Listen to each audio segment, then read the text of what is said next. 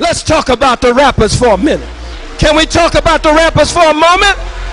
Let's talk about Tupac Shakur for a moment. Tupac Shakur is a child of the 60s. Tupac Shakur, born out of the spirit of the revolution of the 60s. Tupac Shakur, fire in his bones,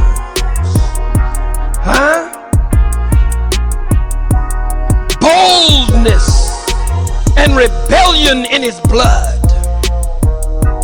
Born from his beautiful, bold Black Panther mama, Afeni, sitting in the jail cell, a revolutionary woman carrying the fruit of life, marking the child in her womb, marking the child with rebellion, marking the child with insurrection, marking the child with a spirit to not go along with what's been going on.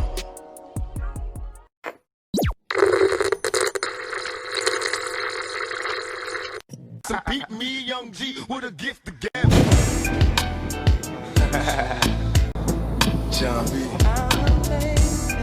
Bring it on, man. Well, speaking of being, backstage somewhere, and meeting an artist and, exchanging that whole vibe and just saying, man, we should get together. Tupac Shakur was one of the, biggest, situations that I can speak of, that I'm so honored to have been a part of that and just been in the right place at the right time. I actually was invited by my boy, who's a mutual friend of Tupac's, to come down to the How Do You Want It video shoot. And Casey and JoJo were there, and they were singing on the song chorus, How Do You Want It? And, there was all these porn actresses, and I mean, it's just like python snakes, and they just had some really wild stuff going on at this video shoot. But I ended up coming into the RV, and Pac was there, and that was my first time meeting Pac, and he was just like, man, let me hear some beats, man. And I played him some beats, and he started freestyling to some of my beats, and it's just incredible to just see such a successful dude who had such a thuggish sort of persona, but be so cool. Like, if you were on his side, if you were his people, he looked out for you. He'd be like, no, that's my man John B, make sure he's good or whatever. And that's where me and Casey and JoJo met for the first time, but also Johnny J, the producer of the track for Are You Still Down? God rest his soul, as well as Tupac's. He died a couple years ago, a couple years back now. And we just, every time I step on stage and I think about what it was like to be in the studio finally with Pac and Johnny J and making these records, it just was such an honor, man. It was 2 weeks before Tupac passed away. The whole process of making the song was like maybe 3 or 4 hours long. It was just like, it was really fast. I mean, I didn't even have enough time to either really get used to hearing the song before my man got, his life got taken. So it was sort of like this gift and this curse at the same time, because here I am, all excited about having a song with Tupac Shakur, and he's not alive anymore to even vouch for me or say, yo, this is a dope record, and I just didn't feel all the way solid about releasing something when someone had just passed, and it was definitely like a catch-22 for me. But the record got leaked, and it started to pick up, and people started asking me, so you work with Tupac? Did you really work with him? I was like, yeah, man. Like, I'm blessed to be able to say I did work with him. I did shake his hand, we talked about the relationships that we were, that we've been through. And, we were talking about hitting your ex up, like, are you still down? You still, you know what I mean? You still think about, because back then I was probably 20, 21, 22. So at that point, I'm talking back to like my first, my first love and all that, and I think he was as well. Like, we were talking about, we didn't say any names particularly, but, getting into all that deep stuff. What's really what made me know that I was in the right place and that I was comfortable and I didn't feel like all that nervousness was that the camaraderie was there. Like, he would make sure there was like 40 people from Death Row Records, like, all just coming in, and everybody's, drinking Hennessy, and, the smoke in the air, and it's just like, this very thick atmosphere inside there. So, but everybody's paying attention, listening to what we're doing. But as I go in the vocal booth, new people come into the studio, and Pac was like, what's up, man? And then they kind of like chilling, and they're just like, yo, who the white boy in the booth right there? You know what I mean? And he's like, that's my man John B, man. You don't know who that is? That's John B, you know? Just so he bigged me up like that, it was huge, man. I'll never forget it, you know?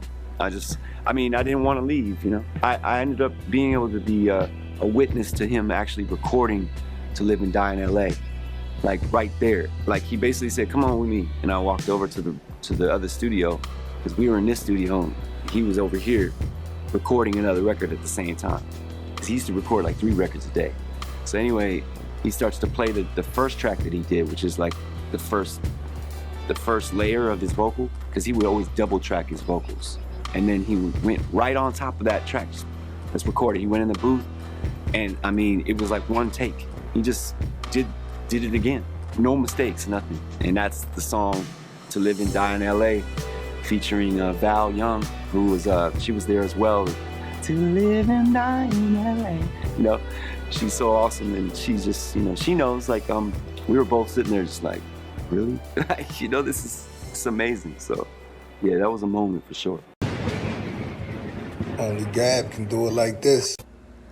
Yo, YouTube, what up? It's your homie Gab, I'm in the building. And this is Machiavelli Media.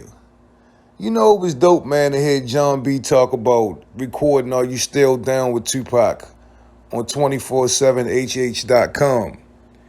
And I remember that, like, distinctively when I first heard that song. I was like, wow. I was shocked to hear some new Tupac, because Tupac had just passed like everybody else. But I was even more shocked to hear Tupac record a song with John B. Once again, it just shows the diverse, you know, nature of Tupac's music. He could record with anybody and make it sound good. You know, John B was a pretty good artist, R&B artist back in the day.